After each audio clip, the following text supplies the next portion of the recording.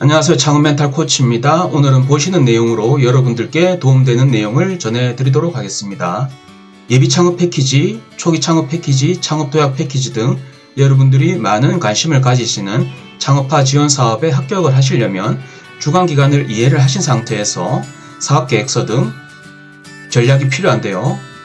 관련해서 여러분들께 실제적인 도움되는 내용을 전해드리도록 하겠습니다. 여러분들이 아셔야 될 것은 방송을 남기고 있는 현재 시점이 2021년 3월 1일인데요. 창업팀에 대한 모집 공고도 뜨지만 그 앞전에 어떤 공고가 뜨냐면 보시는 바와 같이 예비 창업 패키지 등 주간기간 모집 공고에 대한 이러한 공고문도 확인할 수가 있습니다.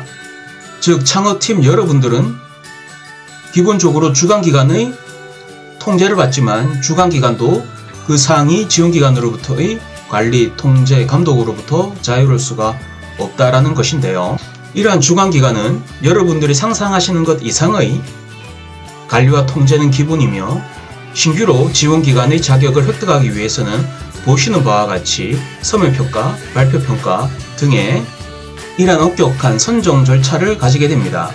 그래서 주관기관이 어떤 기준으로 평가를 받는지에 대한 부분은 제가 이 영상의 위에 링크에 관련 내용을 남겨드릴 테니까 혹시 1탄의 영상을 보지 않으셨다라고 하면 이 1탄의 영상을 같이 보시면 오늘의 영상이 더욱더 많은 도움이 되실 것 같고요.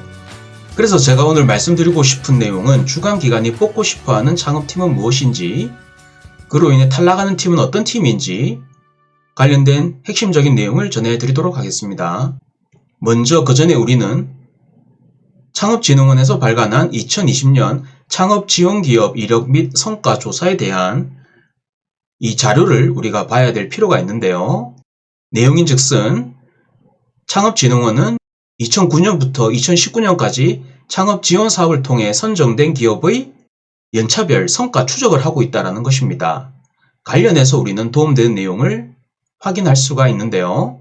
보시는 바와 같이 2009년부터 2019년까지 창업지원기업 조사 대상을 우리가 표를 확인할 수가 있습니다.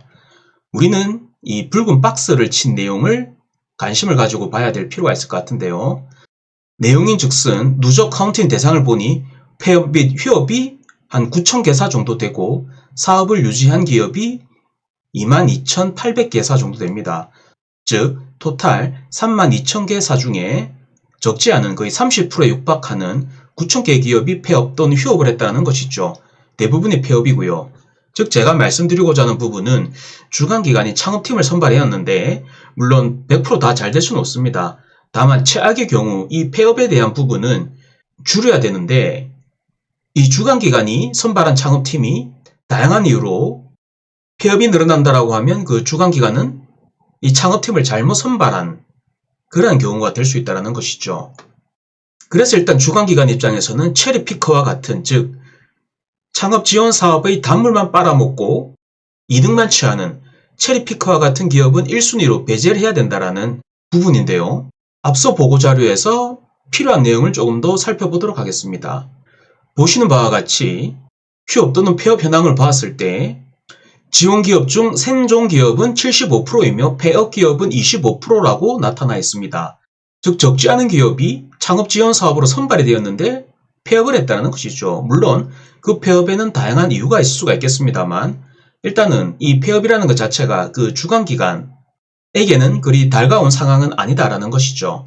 자 그러면 이 폐업에 대한 특성을 봤을 때 보시는 바와 같이 일단 여성 창업장의 폐업 비중이 높게 나타나고 그리고 지원 당시 20대 이하 연령에서 폐업 기업의 비중이 36%로 높게 나타난다라고 되어 있습니다.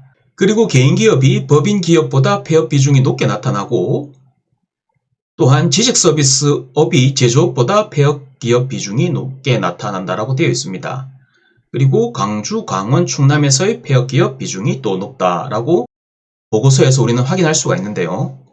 기본적으로 주관기관의 실적을 잡아줄 수 있는 즉 주관기관이 어떤 평가로 실적을 평가받는지에 대한 부분은 제가 1탄 영상에서 남겨드렸기 때문에 주관기관은 자기네들이 선발한 창업팀이 자기 기관의 실적을 잡아줄 수 있는 창업팀을 우선 선발하려 함이 1순위다라는 것이죠. 그러한 팀을 우선적으로 뽑고 싶어하고 자, 그래서 주관기관은 예비 창업자인 경우에 해당 사업을 얼마나 철저하게 고민을 했는지, 그리고 그 사업과 그 예비 창업자의 강한 연결고리에 대해서 볼 수밖에 없을 것이고요. 결국 예비 창업자라고 한다라고 하면 내가 왜 이 사업을 하려고 하는지 강한 동기부여가 필요하겠죠. 그리고 7개월에서 8개월 약정기간 동안 만들려고 한다는 그 시제품을 잘 만들고 매출을 발생시키려는 타당한 노력을 해야 될 것입니다. 그렇기 때문에 접근 가능한 시장과 정확한 타겟팅, 그리고 납득 가능한 매출 계획에 대해서 어필을 해야 되겠죠. 즉 결국 예비 창업자 같은 경우에는 기존 사업자가 아니기 때문에 실적이나 이런 것들이 없습니다. 그래서 그 사람 그 자체, 창업자 그 자체를 보고 지원을 할지 말지, 즉 선정을 할지 말지, 뽑을지 말지를 결정을 한다는 것이죠. 그래서 예비 창업자 여러분들은 사업계획서를 작성함에 있어서 이러한 부분들을 잘 어필을 함이 필요하실 것 같고요.